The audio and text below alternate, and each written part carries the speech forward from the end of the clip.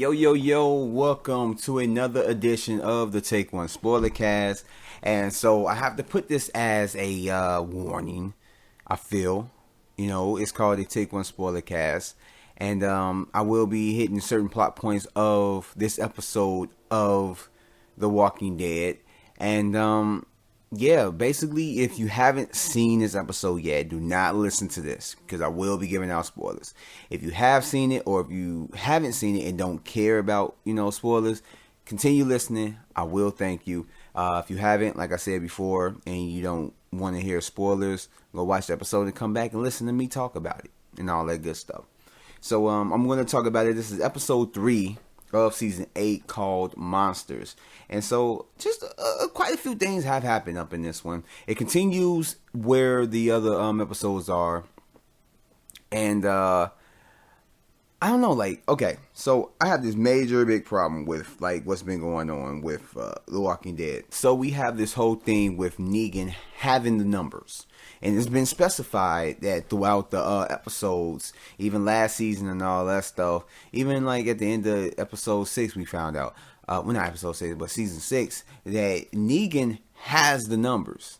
That he, when it comes to him, he has this big army and everything. But yet, through these episodes, it showed that Negan, his people are basically getting, just taken out post by post by post by post. And when you think about it, Negan knows that they're going to be coming for, him. They're going to be doing this. Why wouldn't you get your people ready?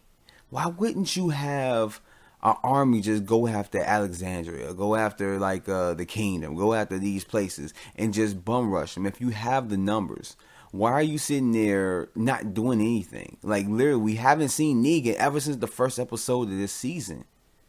It's episode 3. If episode 4 comes around and we don't see Negan again, it's where the hell is Negan? He didn't get killed. So it's just that's one big thing that just stood out to me. It's just, how are all these posts, these different places are getting taken out if Negan so has the numbers? Strategy can only work so far. But if, you have the numbers, why not just say, fuck it? We about to just go ahead and just gun them all out. Especially if you got help from the woman or whatever and her people. It's shit, you got the numbers. What's going on with that? This is, I could see if they had this going on for an episode or maybe, whatever, just showing them, episode and a half, showing them taking out posts. But by now, Negan should be trying to retaliate. It should be showing some type of battle going in between them. Now this is just getting drawn out, and it's I have been enjoying it, but at the same time, it's it's only so far you can draw this out. It's only so far. But yeah, it continues on with them doing the whole, basically taking out of all of Negan's posts or his bases and stuff like that. And we get to King Ezekiel. Basically, that's starting off the whole thing with him and the people from his group from the kingdom, and how they're taking out saviors, and they basically, it continues from the last episode, of course. Every episode does, but literally continues from the last episode where some of the saviors, they know that the kingdom is coming, and so he puts it out there they know we're coming, but yet we still gonna spy, yet we're still gonna go at them.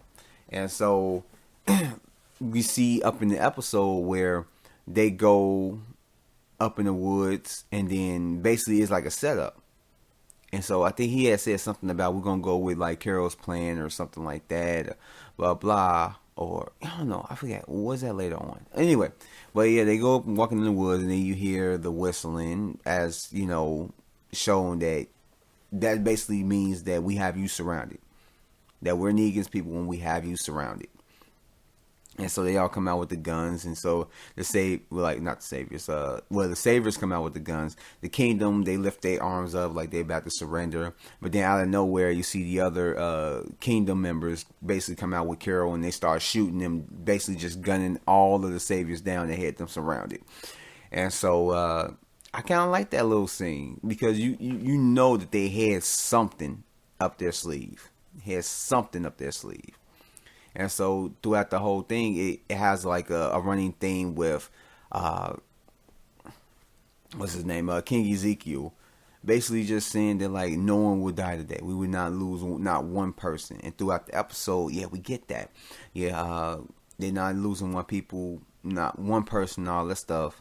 And so we get to, I know I'm going to skip ahead. I mean, I'm just touching on different things. So we get to the end where, King Ezekiel, they make it to a point where it's like, damn, I was right. We didn't lose not one person. And then it almost seemed too good to be true because it was like they were setting it up throughout the whole episode. If like, we're not going to lose one person. Something happened, now lose one person. And they just kept emphasizing that. And then you get to this last point where it's like, wow, we literally did not lose one person. And then all of a sudden, Carol goes, I guess, with like a couple people to do something. And then out of nowhere, King Ezekiel looks up and he more than likely sees the people with the gun.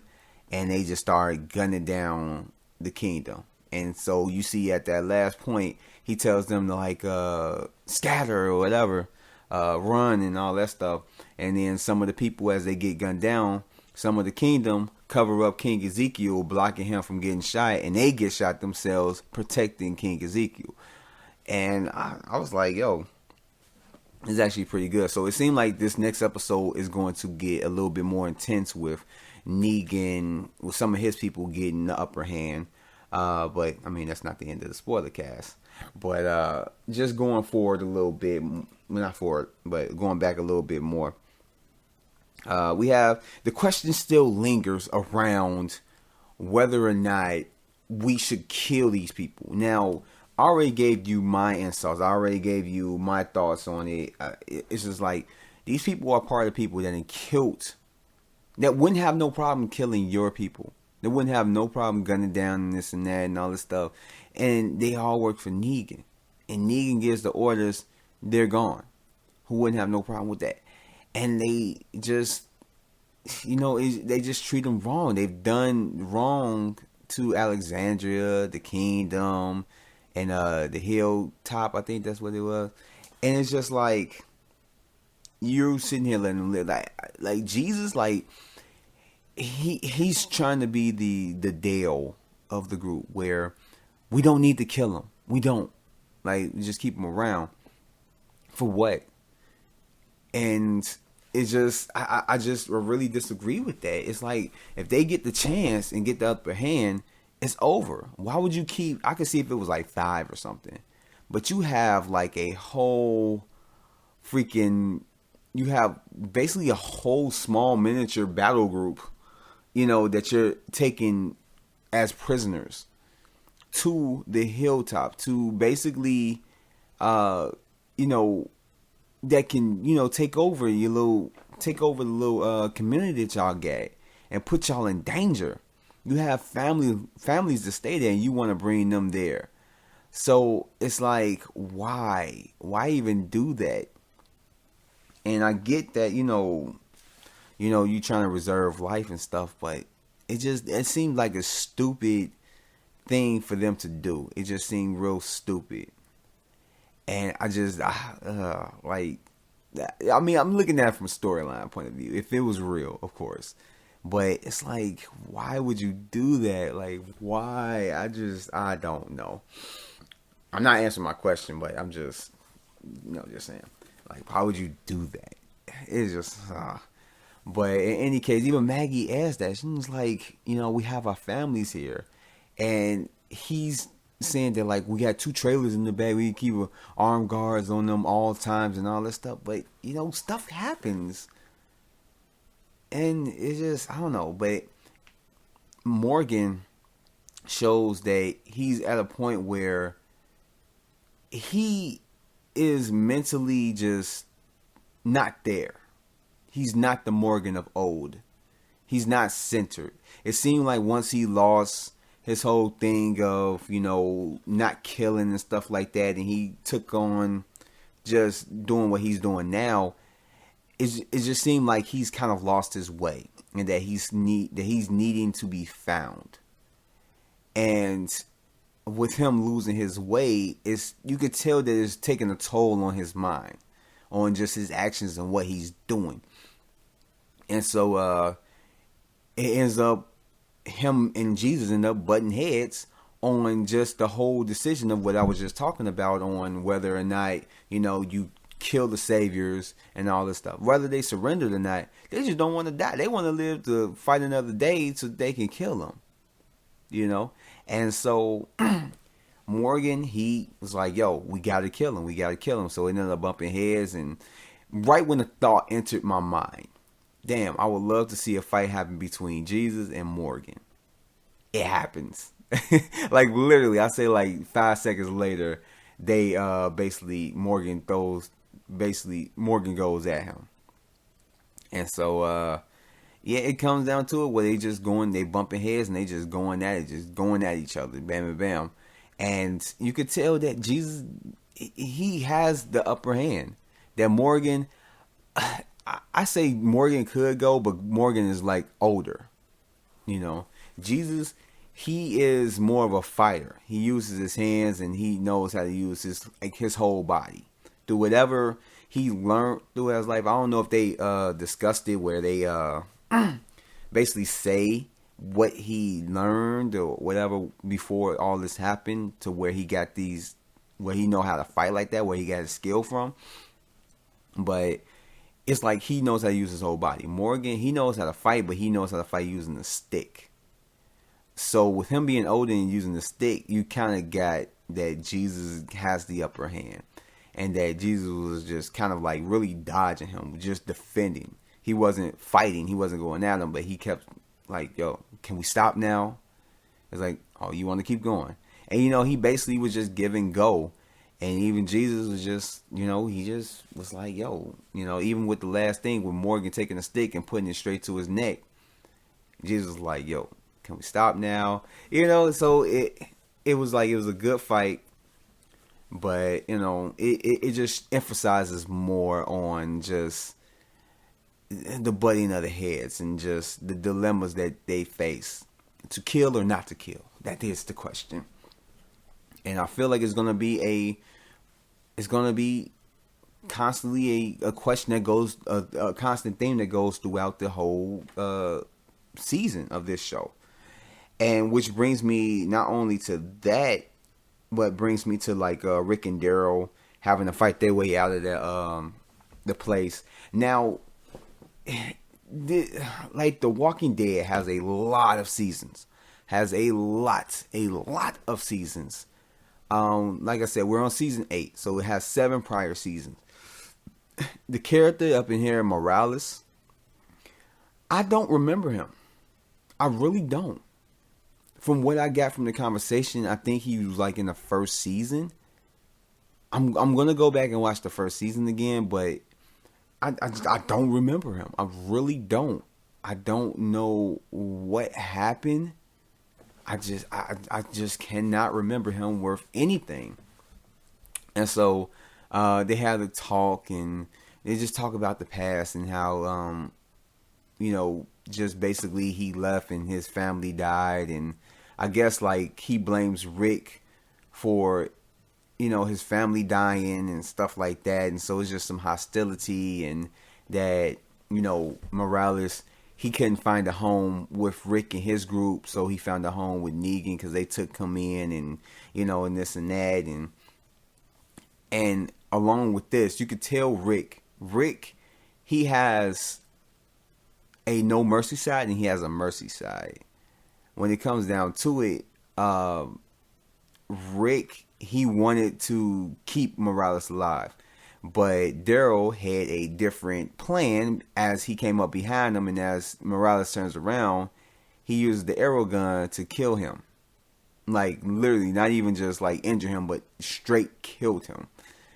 And Daryl really didn't have no resolve. Like he didn't, like he didn't care. Like he killed them, and then he's like, "Yo, you okay?" And he just took the arrow out of him and just called it a day. It's like, damn, like he just really didn't care. He had no mercy at all. Like just bam, just killed them, and that's it. And then it happens again after like they get out of the whole thing and they're planning on going on to the next adventure or the next journey or whatever. They start getting like shot at by somebody, one survivor, and so Rick tells him to come out, and if you tell us what we need to know, we'll let you go. And so the guy tells him, and he's like, "Can we go now?" And then just Daryl just basically shoots him dead in the head, just shoots him, kills him right then and there. And in both instances, you can see Rick's face. He was like, he didn't want them to die. He didn't want them to die. I mean, of course, the first with Morales, he said, no, this and that. He tried to tell, like, Daryl not, but it was too late. And then this time, he was like, he kind of, like, had the face to where it's like, you can tell that he didn't want him to die. He was really going to let him go. And so, I don't know. I think it's going to be some type of tension with what Daryl did and all that stuff. And then when he get back to finding that Jesus kept these saviors around like the group, and I feel like they're going to end up bumping heads. They're going to end up, something's going to end up happening. And I mean, it'll make it for a good conflict with them. It'll make it for a really good conflict with them. And one of the other things that came in was like Gregory, the leader of the Hilltop, well, the former leader of the Hilltop, and how he was trying to basically, how he was on the side with Negan and threatening to put people out and all that good stuff. Well, not good stuff, but all that stuff. And how he was trying to come back, and he just dirty. Like, he comes in, and Maggie asks, like, that's Gabriel's car. Like, what are you doing? Where's Gabriel at? And he didn't tell him. I mean, of course he's not, but he's dirty, and he gets let back in, and it just, he tries, I guess you could say he was trying to go for a comedic type of scene right here, and like, yeah, like, I don't know, like, he was a dirty person. Once they find out what happened to him, then what happened with him and Gabriel, I feel like they're gonna literally send him out on his own. Cause freak, this is like, yeah, he's a scumbag. He's a dirtbag. Cause like that, yeah, that was some dirty ass shit. But other than that, I think that's all I really have to talk on. That's really all I have to say about this episode. This episode was decent. I hope they have a little bit more going on that's different in the next episode. Because like I said, with them dragging on this takeout post, I'm gonna take out this post, I'm gonna take out that post, I'm gonna take out that post every single episode, and we ain't even seen Negan yet. Like, what's going on with him and Gabriel in that trailer? Like, what's going on with that scene? They literally should have shown that scene by now. So hopefully in the next episode, which I really am looking on next time on the Walking Dead, they didn't show any scenes from that. So more than likely, we're going to have to wait till episode 5 to see what happened. But in any case, yeah, that should wrap up what I have to say, my spoiler thoughts for The Walking Dead episode 3, called Monsters.